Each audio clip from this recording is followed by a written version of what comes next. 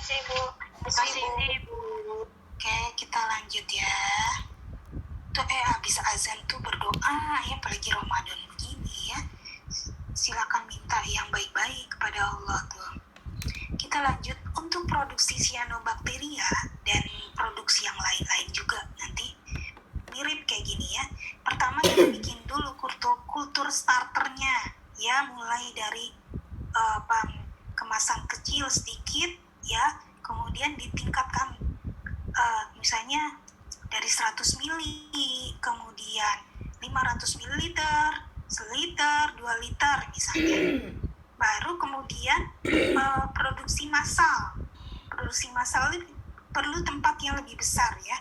Misalnya di dalam bak, dalam lubang, lapang, atau nursery. Nursery berarti kita punya satu kontainer ya. Karena ini cyanobacteria fotosintetik, berarti kita harus sediakan kontainer yang transparan ya. Misalnya ini nih, dia bikin kayak mungkin dari mika kali ya, atau plastik yang kaku. Ini bentuk silinder, kemudian diperkuat dengan kawat yang menyelubunginya. Nah ini kan bisa ditinggiin secara vertikal gitu ya, sehingga menghemat tempat gitu ya. Kemudian setelah diinokulasi dengan kultur starter, ditunggu tumbuh ya, tentunya harus dicek ya berdasarkan penelitian berapa dia mencapai fase stasioner ya. Setelah biomasanya cukup, baru kemudian dipanen. Panen berarti dia disaring sel-selnya, kemudian dikeringkan ya, dan dikemas ya di dalam kantong-kantong. Nah di sini dikatakan bisa disimpan sampai maksimum 3 tahun tanpa kehilangan viabilitasnya ya. Tujuan pengeringan ya supaya awet, dan mungkin pengeringannya sampai kadar air tertentu ya, tidak boleh juga sampai mati gitu ya. Jadi dia nggak bisa bekerja, jadi sekedar untuk menghindari kontaminasi ya, dan menghambat pertumbuhan lebih lanjut sehingga menyebabkan tua dia. Kalau tua kan juga nggak bisa dipakai nanti. Selanjutnya azola ya, ini juga sebagai pemfiksasi nitrogen yang biasa diaplikasikan pada tanaman padi ya. Cara aplikasinya bisa sebagai green manure, berarti ditebar gitu seperti pupuk hijau ya, atau ditumpang sarikan, ditumbuhkan di sela-sela individual padinya gitu ya.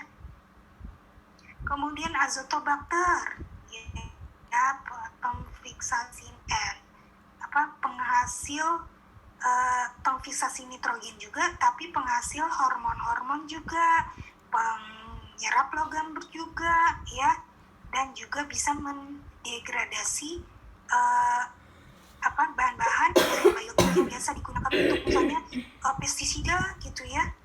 Ini azotobacter bisa diisolasi dari tanah ya, mediumnya Jansen, silakan dilihat. Kemudian ada juga azospirillum, ini pemfiksasi yang bukan untuk tanaman legum ya. Isolasinya dengan malic acid medium. Produksinya juga mirip kayak yang tadi ya.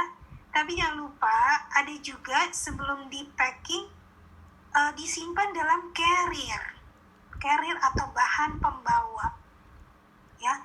Itu adalah bahan organik atau batu ya. Kalau di sini contohnya misalnya powdered farmyard manure, kayak semacam jerami kayak yang dihancurkan jadi bubuk dan tanah, atau ditambah dengan charcoal, arang ya. Nah nanti kita aplikasikan dia inokulan tadi dicampur dengan carrier ya, gunanya supaya dia azospirillumnya bisa hidup sementara di carrier itu selama penyimpanan ya. Kemudian rhizobium diisolasinya dari tanaman legum ya pada bintil-bintil akarnya tuh ya. Ini harusnya kalian pernah praktikum ini kan, ya. Jadi kalau ada nodul akar tanaman rhizobium tuh punya bintil-bintil ini, isinya adalah rhizobium dan bisa diisolasi, misalnya dengan medium Cliema, Congoret yeast extract mannitol agar. Produksinya juga mirip seperti yang tadi Azospirillum. Ya, ini produksi massalnya mulai dari skala tabung reaksi Erlenmeyer sampai Erlenmeyer besar, baru skala fermentor yang besar. Kemudian pelarut fosfat, ya. Kenapa pelarut fosfat nih penting? Karena petani kadang nambahin itu ya NPK banyak-banyak, tapi tergantung sifat tanahnya. Kadang fosfatnya itu malah terikat ke kalsium kalau tanahnya asam misalnya, atau kalau tanahnya alkali dia terikat pada logam-logam yang lain yang cocok untuk alkali. Sementara kalau banyak-banyak begitu belum tentu akarnya bisa menyerap. Oleh karena itu diaplikasikan pelarut fosfat, ya, yang bisa melarutkan fosfat tadi ke dalam air tanah, sehingga nanti bisa diserap oleh tumbuhan. Bagaimana mikroorganisme tadi bisa melarutkan fosfat? Macam-macam mekanismenya. Bisa karena mereka menghasilkan asam-asam organik, bisa menghasilkan eksopolisakarida atau enzim, atau pelarutan tidak langsung melalui asimilasi fosfat, atau mengekskresikan proton, ya, yang menurunkan pH.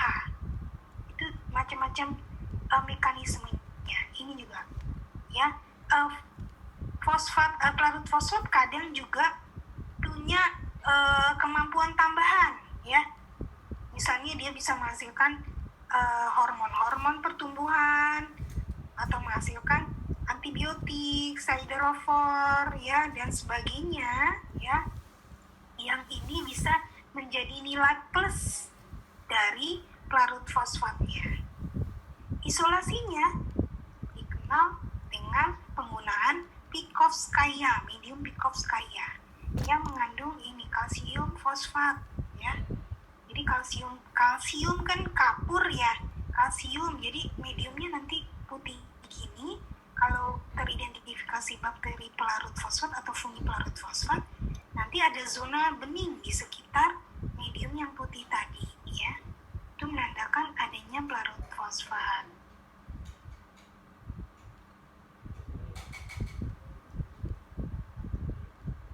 Selanjutnya mycorrhiza, sering disebut dengan fungi, vesicular, arbuscular, mycorrhizal fungi, ya. Ini dia ada yang endo, ada yang ekto mycorrhiza. Oh iya, istilahnya dulu, vesicular. Itu karena ada yang bentuknya kayak vesicle, kayak gini nih. Bulatan-bulatan. Arbuscular itu berarti yang kayak keriting gini, kribo. Nih ya, arbuscular. Ini nih, ya.